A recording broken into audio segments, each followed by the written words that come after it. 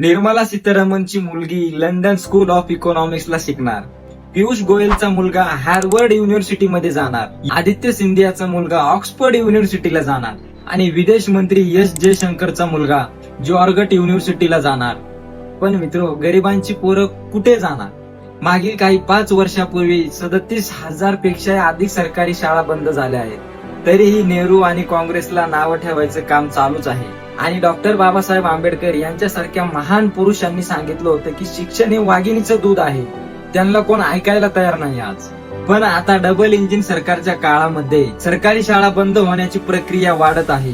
एक साईडला सरकारी शाळा बंद होत आहेत आणि दुसरीकडे प्रायव्हेट शाळा वाढत आहेत. पण प्रश्न अजूनही तोच आहे, प्रत्येक सर्वसामान्य माणूस येणाऱ्या काळामध्ये शाळेमध्ये पाठवू शकतो का? कारण का त्या शाळेची फीस गरिबांच्या विचारापेक्षाही जास्त होईल. कधीतरी म्हणलं होतं शिक्षण हे सगळ्यांचा अधिकार आहे. पण मित्रो, आज असं वाटत आहे शिक्षा एक सुविधा बनलेली आहे फक्त श्रीमंतांसाठी. तुमची काय राय आहे मित्रो? कमेंट मध्ये नक्की सांगा. भेटूया पुढच्या व्हिडिओ. धन्यवाद.